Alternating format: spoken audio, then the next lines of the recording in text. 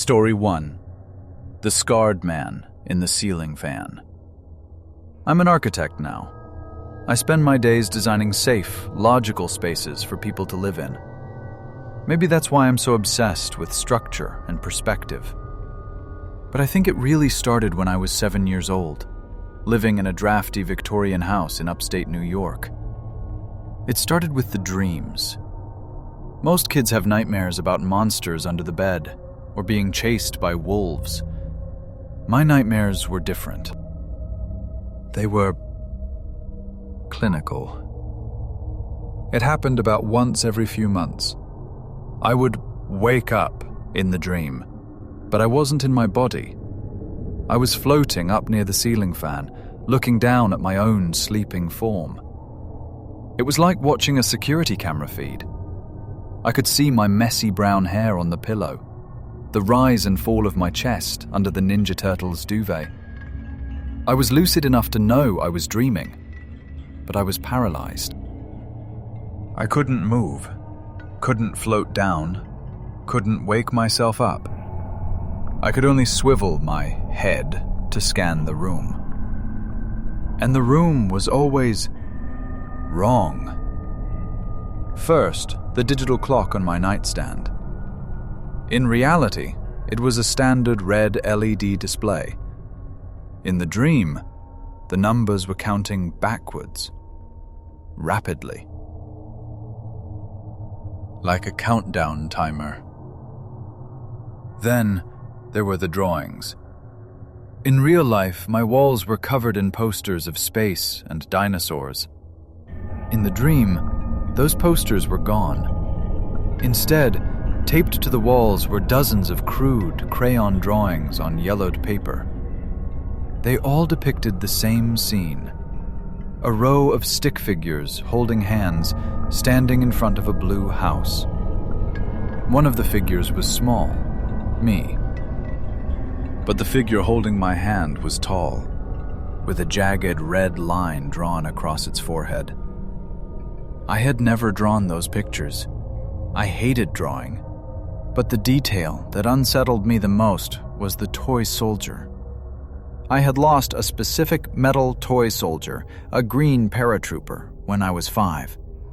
I cried about it for weeks. In the dream, that soldier was always sitting in the center of the rug, perfectly upright, facing the window. And then, the climax of the dream would happen. I would feel a pull, an invisible force dragging my gaze toward the window. Outside, pressed against the glass, was a man. He was pale, with graying hair and deep-set eyes. But the most terrifying detail was the scar. A thick, jagged pink scar running from his left temple down to his eyebrow. He wouldn't scream. He wouldn't bang on the glass. He would just scratch. Scritch, scritch, scritch. His fingernails would drag down the pane, leaving greasy streaks. He looked desperate, like he was trying to pry the window open with his bare hands. That's when I would wake up, drenched in sweat, heart hammering. I told my parents, of course. My mom gave me the usual, "It's just an overactive imagination" speech. My dad checked the window locks and installed a nightlight. It helped for a while, but the dreams kept coming, like clockwork, every 3 months. Then, when I was 10, the pattern broke. I had the dream again. Same perspective from the ceiling fan, same backward clock, same crayon drawings. But this time, the window wasn't closed. It was open. Wide open. The curtains were billowing in a freezing wind, and the man wasn't outside scratching. He was inside. He was standing right next to my bed, looking down at my sleeping body. He wasn't moving. He was just breathing. I could see the condensation of his breath in the cold air. I tried to scream in the dream, but I had no mouth. I woke up screaming for real. My dad burst into the room with a baseball bat. I was hysterical, pointing at the window. It was closed and locked, just like always. But the room was freezing cold. That was the night everything changed. My dad didn't dismiss me. He looked at my mom, and I saw a look pass between them. It wasn't confusion. It was guilt. A week later, they sat me down at the kitchen table. "Son," my dad started, his voice heavy, "we need to tell you about someone. A man named Arthur." Arthur wasn't a stranger. He was my dad's older brother, my uncle. They told me that Arthur had lived with us when I was a baby. He adored me. He used to rock me to sleep, draw pictures with me, buy me toys. But Arthur was sick. He had severe schizophrenia, complicated by a traumatic brain injury he suffered in a car accident years before I was born. An accident that left him with a massive scar on his forehead. When I was 3, Arthur had an episode. He became convinced that the house was going to burn down and tried to save me by taking me out of my crib in the middle of the night and running into the woods. My dad caught him just in time. They had to institutionalize him. For my safety, they cut all contact. They erased him from my life, took down the photos, threw away his gifts. They wanted me to forget he ever existed. "But how?" I stammered. "How did I know about the scar? How did I know about the drawings?" My mom started crying. She went to the attic and brought down a dusty box. Inside were the crayon drawings Arthur had made with me when I was a toddler. Stick figures holding hands. A man with a red scar. And at the bottom of the box was my lost metal toy soldier. Arthur had apparently pocketed it the day he was taken away, thinking it would keep him safe. My dad explained his theory. The dreams were repressed memories, bubbling to the surface. My brain was trying to process the trauma of losing my favorite uncle, a man I loved but wasn't allowed to remember. It made sense. It was tragic, but it was logical. We visited Arthur's grave a few months later. He had died in the state hospital the same year my dreams started. After the truth came out, the dreams stopped. I slept peacefully for years, until last week. I'm 30 now. I live in a high-rise apartment in Chicago on the 42nd floor. I woke up in the middle of the night, paralyzed, looking down at myself from the ceiling. The clock was counting backwards. But this time, the window wasn't the focus. My gaze was pulled to the corner of the room. Standing there was the man with the scar. He looked sad. He pointed a shaking finger at my bedroom door. Then he mouthed one word. "Run." I woke up instantly. I wasn't dreaming. The smell of smoke was thick in the air. My apartment building was on fire. An electrical fire had started in the unit below mine. The alarms hadn't gone off yet. If I hadn't woken up right then, I would have died of smoke inhalation. I grabbed my cat and ran down 40 flights of stairs. As I stood on the street, watching the flames lick up the side of the building, I realized something. In my childhood dreams, Arthur was trying to open the window. He looked desperate. Maybe he wasn't trying to break in to hurt me. Maybe he was trying to get in to wake me up. Maybe he's still trying to save me. Story 2. The Loop of the Yellow Beam. I've only experienced a false awakening, a dream where you think you've woken up but haven't, once in my life. And honestly, that single night convinced me that our subconscious is picking up on things our conscious mind ignores. This happened last winter. I was house-sitting for my aunt in a creaky 3-story townhouse in Boston. She was in Florida for the month, so I had the place to myself. It's an old building in the historic district, beautiful but drafty, with floorboards that groan if you even look at them wrong. I was sleeping in the guest room on the second floor. It was a Friday night, dead quiet outside because of a snowstorm. I locked up, checked the windows, and went to bed around midnight. I don't remember drifting off, but I vividly remember waking up. In the dream, I jolted awake to the sound of the front door slamming shut downstairs. It echoed through the house like a gunshot. My heart started hammering. I sat up in bed, straining my ears. Thump, thump, thump. Heavy, wet boots stomping up the stairs. I wanted to move, to grab my phone, but I was paralyzed. All I could do was stare at the bedroom door. The hallway light was off, but a beam of light appeared in the gap underneath the door. It wasn't a normal flashlight beam. It was this sickly, pulsing yellow light. It spilled onto the rug, illuminating the dust motes. As the footsteps reached the landing outside my door, the voices started. It wasn't the intruders talking, it was a chorus. A dozen different whispers overlapping each other, coming from that strip of yellow light. They were saying the most vile, personal things. Things I had never written down. They whispered about my failure in med school. They mocked the way I broke up with my ex. They repeated a secret I had told my best friend 6 years ago in confidence. It felt like my own insecurities were being weaponized and broadcasted through a radio. In the dream, I finally broke the paralysis. I screamed, "Shut up!" and threw the covers off. I charged at the door and ripped it open, ready to fight.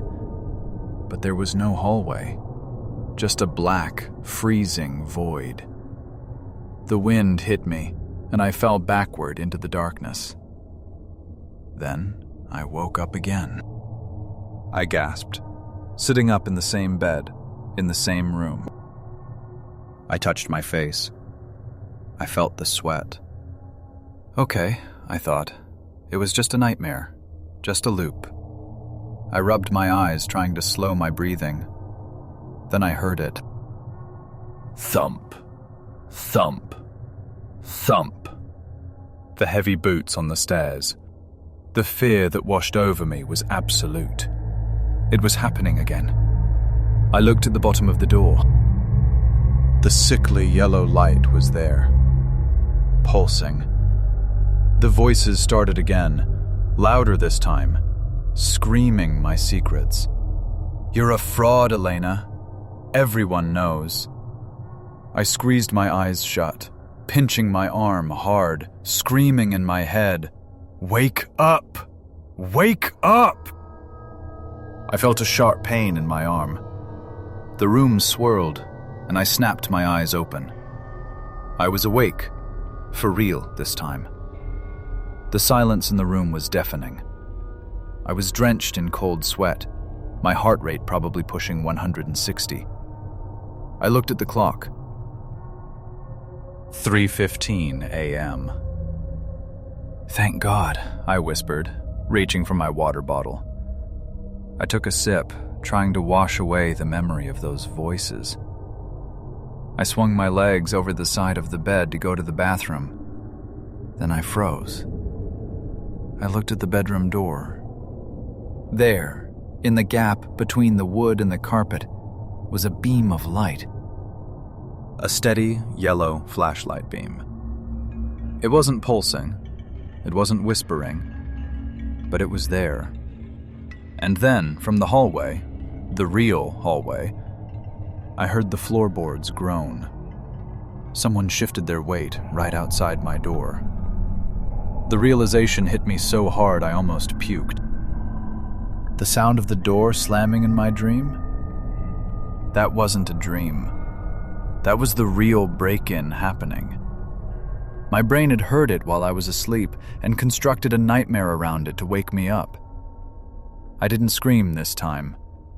I slid off the bed, silent as a ghost, and crawled into the closet. I dialed 911 with shaking fingers, burying the phone in a pile of sweaters to muffle my voice. I stayed in that closet for 10 minutes, watching that yellow beam of light flick back and forth under the bedroom door. The handle jiggled once. Locked. Whoever was out there hesitated. I held my breath until my lungs burned.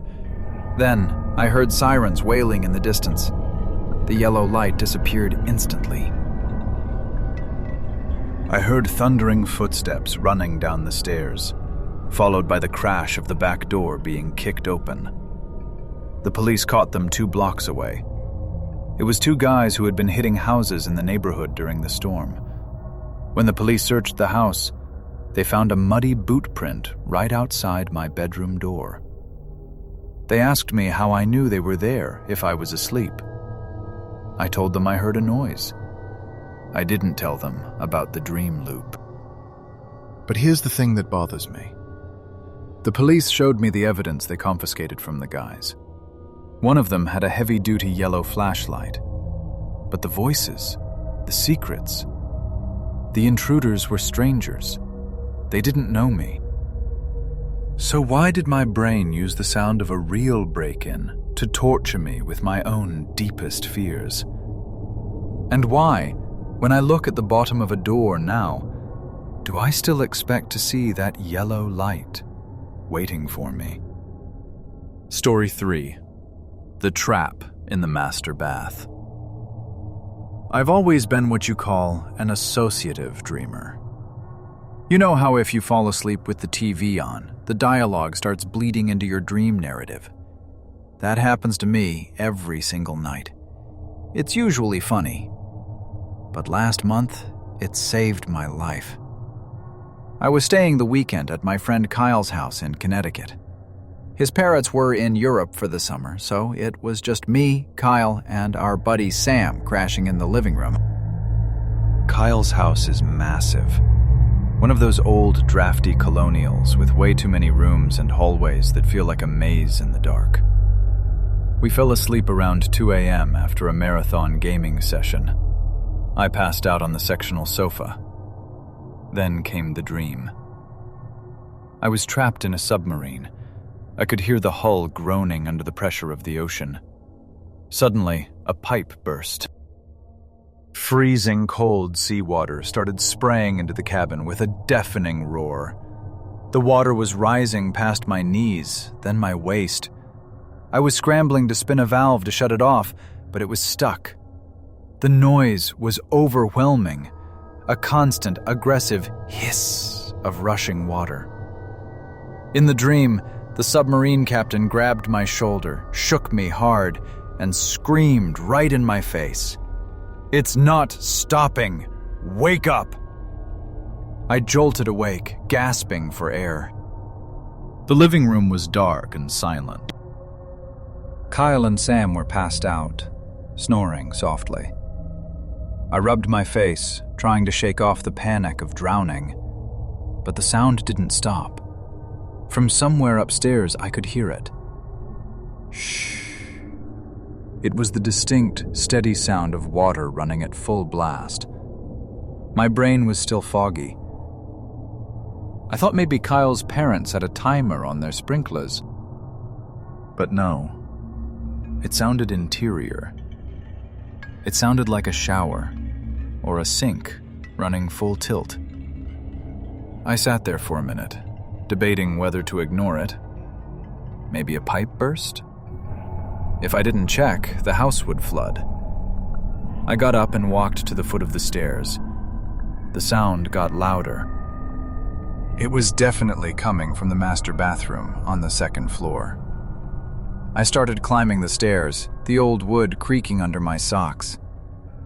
The hallway was pitch black. The door to the master suite was open, and I could see a faint light spilling out from the attached bathroom. I walked into the master bedroom. The rushing sound was deafening now. The bathroom door was ajar, just a crack. I could see the sink faucet was turned on all the way.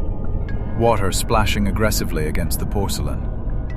I reached for the door handle to push it open and turn it off, but my hand stopped about an inch from the brass knob. A cold wave of dread washed over me. It wasn't logic. It was pure animal instinct. The hair on my arms stood up. Why is the light on? Kyle's parents had been gone for 2 weeks. Kyle and Sam were downstairs. I hadn't been up here. And more importantly, who turns on a sink to rob a house? If a pipe had burst, the water would be irregular. This was controlled. Someone had turned the handle. I backed away. Slowly. I didn't turn my back to the door. I retreated into the hallway, then sprinted down the stairs. I shook Kyle awake. "Dude, wake up! Someone is upstairs!" "What?" he groaned. "The water is running in your parents' bathroom. The light is on. Someone is in there." That woke him up. He grabbed a heavy metal flashlight from the kitchen drawer, the kind that doubles as a baton, and we crept back up together. When we got to the master bedroom, the water was still running. Kyle didn't hesitate like I did. He kicked the bathroom door open and shouted, "Get the hell out!" I expected to see an empty room. Instead, a man lunged from behind the shower curtain. He was dressed in all black, wearing a ski mask. He didn't have a bag of loot. He was holding a tire iron. He swung it at Kyle's head. Kyle ducked just in time, and the iron smashed into the doorframe, taking a chunk out of the wood. "He's armed!" I screamed. Kyle, running on pure adrenaline, shined the high-beam flashlight directly into the guy's eyes, blinding him. The guy stumbled back, covering his face. Realizing he lost the element of surprise, he shoved past us, knocking me into the dresser, and bolted out of the room. We heard him thunder down the stairs and out the back door. By the time the police arrived, he was long gone. They found the back sliding door had been pried open with a crowbar. But here is the part that makes me sick. The police determined that nothing was stolen. Not the jewelry in the bedroom, not the electronics downstairs. The detective told us that turning on a faucet is a known tactic for home invaders with violent intent. They create a problem, a noise, a leak, to lure a single homeowner to a specific room, usually a bathroom or basement, where the acoustics mask the sound of a struggle. He wasn't trying to rob the place. He was waiting behind that shower curtain with a tire iron, listening to my footsteps approach the door. If I hadn't listened to that gut feeling and backed away, I would have walked into that small, tiled room, alone. And with the water running that loud, no one downstairs would have heard a thing.